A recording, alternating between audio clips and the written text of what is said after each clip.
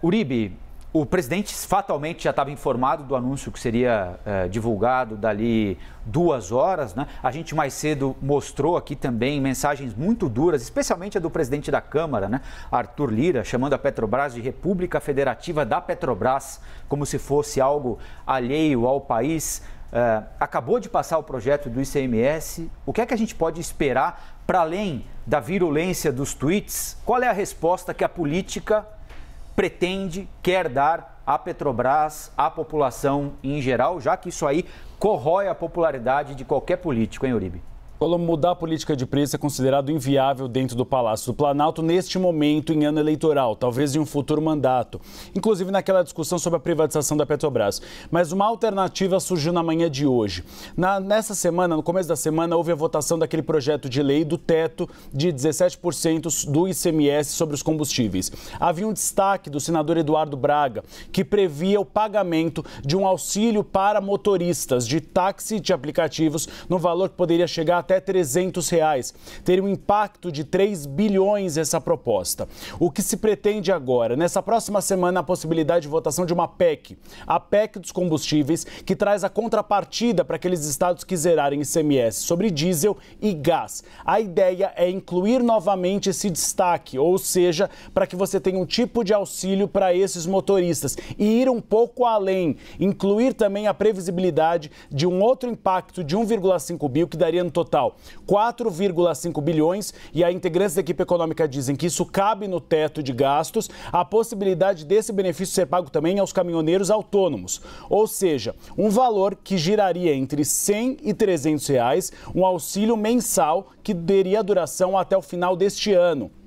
Essa hipótese está sendo discutida para ser incluída na PEC dos combustíveis da semana que vem, cujo relator é Fernando Bezerra. Houve uma tentativa de votação num cenário um pouco menor, ou seja, só para os motoristas de táxi e aplicativo, mas não teve votos suficientes no Senado Federal. Então o governo federal deve tentar novamente essa hipótese. Só há um porém, viu, Priscila, Muriel e Colombo, a lei eleitoral. E é isso que o Palácio do Planalto quer saber. Se conceder esse benefício agora, pode ser inviabilizado pela lei eleitoral, pela concessão de benefícios em ano de eleições. Então o governo federal tem se debruçado sobre essa possibilidade, então é possível que tenhamos esse benefício sendo incluído na PEC dos combustíveis na semana que vem. A questão é que é um benefício pequeno, claro, isso não vai fazer com que o motorista ele acabe conseguindo utilizar esse benefício para abastecer seu veículo ou seu caminhão, mas é um alívio no bolso daqueles motoristas. E há aquele receio do governo sempre de uma nova greve dos caminhoneiros.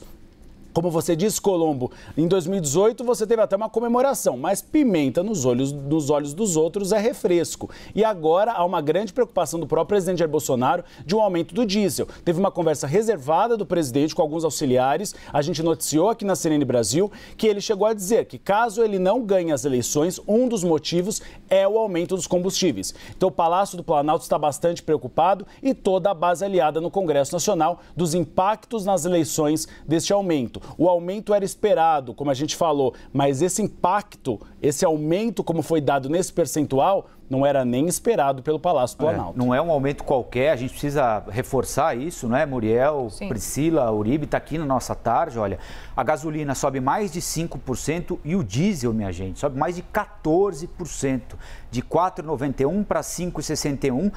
Saindo da Petrobras para a distribuidora. Para o consumidor vai para quanto? Você lembrou agora? Para o consumidor sobe 63 centavos depois da mistura, em média de 7? A média hoje é de R$ 7,01, então, né? Então, subindo 63, vai para 7,65, mais ou menos. E é um combustível que afeta toda a economia, afeta o transporte público. Essa semana a gente teve greve em São Paulo, os funcionários estão exigindo melhores condições de trabalho e de salário, evidentemente. As empresas perderam passageiro por causa da pandemia, o custo aumenta dramaticamente com o diesel, as prefeituras têm de tirar dinheiro do orçamento, ou seja, é uma cadeia que se movimenta, né, Muriel? É um círculo vicioso que começa a girar, que realmente é difícil entender onde onde é que vai parar. E eu fico curiosa se a partir desses cálculos que a Pri está fazendo agora, de cabeça, na hora, saindo essa notícia, se por acaso o que a gente está acompanhando desde a semana passada, esse impacto, essa tentativa do Congresso em aprovar, por exemplo, o projeto que limita o teto do ICMS, se isso pode dar realmente algum resultado, se agora essa decisão da Petrobras anula o que a gente tem acompanhado nas últimas semanas, esse esforço do Congresso em aprovar esse projeto, Pri. Pois é, eu tinha feito as contas ontem exatamente, vou ver se eu acho aqui, mas acho que talvez eu não acho, até a gente falou no live, mas o que acontece é que essa defasagem, ela é repassada e os projetos do governo, o governo estava falando, né, o presidente Jair Bolsonaro, de R$2 para a gasolina, de R$1 para o diesel, né? R$2 é se, de fato, os projetos todos passarem tanto o teto para o ICMS quanto a PEC que zera o ICMS, né? Se for só o teto do ICMS, daí é cerca de R$1,34. Então, R$1,34 é o que tem de economia no preço da gasolina, né, nos R$7,25 com isso. Então, agora se a gente vai para R$7,35, tira R$1,34, vai para cerca de R$6, né, o valor, assim. Então, de fato, esses projetos, eles devem trazer, se passarem, ainda mais se passarem em toda a sua magnitude, eles devem trazer um alívio para o preço. Mas já não é o efeito de antes. Mas já não é o efeito de antes. E mais que isso, a perspectiva. O petróleo continua subindo. Então, assim, a conclusão, a gente vai fazendo cálculo com um valor, com outro. A conclusão que se tira é que a gente vai ficar muito distante ainda de ter o preço de gasolina e diesel que a gente tinha antes da pandemia. E tem uma outra consequência, né, Priscila, que é ao mesmo tempo em que o projeto perde o efeito que se esperava na bomba, você tem uma perda de arrecadação com promessa de devolução daquilo que os estados vão perder, que pode ser decisiva para prejudicar serviços que hoje minimamente estão funcionando, estão de pé, né? Exatamente, principalmente educação e saúde, né? Então, o ICMS e o IPI, porque o governo também está reduzindo, fazendo uma série de medidas de redução de IPI, são a base de composição dos gastos, né? Dos investimentos que vão para a saúde e para a educação dos municípios e dos estados. Então, conforme esses projetos vão passando e essa arrecadação ela vai sendo reduzida, isso também afeta a vinculação desses gastos que vai para a saúde e para a educação. Então, é por isso que a grande discussão do momento devemos fazer uma política e gastar dinheiro público para reduzir os preços de combustível para a população no geral, inclusive de gasolina, que afeta uma parcela que tem maior poder aquisitivo, em detrimento de usar esse dinheiro para a saúde e para a educação? É essa discussão que a gente está colocando nesse momento. E aí vocês vão perguntar, mas qual que é a solução, né? Então, o presidente, ele bateu muito em questão de lucro, né? É importante a gente esclarecer essa questão. O presidente falou, o lucro da Petrobras 6 vezes maior do que o lucro de outras petrolíferas. Aqui no Novo Dia a gente já trouxe uma comparação, mostrando que no primeiro trimestre não foi bem assim. Estava conversando agora com algumas pessoas do mercado, o que eles dizem? O lucro é um dado muito poluído. Então, é muito difícil fazer uma comparação justa do lucro aqui e o lucro lá fora. Fato é que as ações da Petrobras são muito descontadas.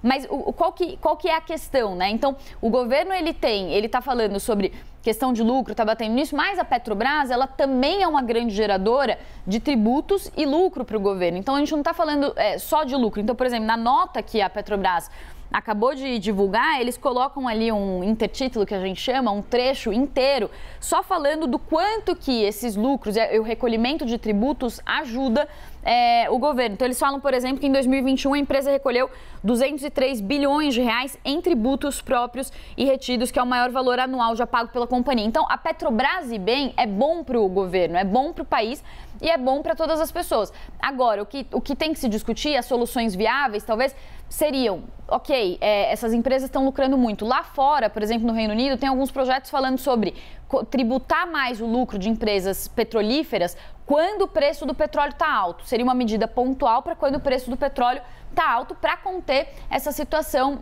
emergencial de aumento de preços. Então, são políticas mais focadas, né, e mais pontuais. O que o governo está fazendo é tentar fazer tudo muito às pressas, com reflexos ruins no médio e no longo prazo. E a tendência é que seja feito cada vez mais às pressas. Faltam 3 meses e meio para o primeiro turno das eleições. O presidente Jair Bolsonaro hoje é o segundo colocado, mas está a uma distância importante do primeiro colocado, o ex-presidente Lula. Uribe, Priscila, obrigado por enquanto. Nós estamos falando aqui sobre o reajuste dos combustíveis anunciado agora pela Petrobras. A Raquel Landim já tinha antecipado para a gente ontem essa possibilidade e está aí na nossa tarja. soja, o diesel sobe mais de 14%, de 4,91 da Petrobras para 5,61 para as distribuidoras, chegando a mais ou menos, pela conta que a gente fez aqui, 7,60 e alguma coisa. Na bomba, a gasolina subiu 5% e na média... Na média vai para cerca de 7,30, né? Porque a gente está falando de um valor de... 7,30. Não, está 7,25, subindo 15 centavos. 7,40. 7,40. 7,40 mais ou menos para o consumidor na bomba.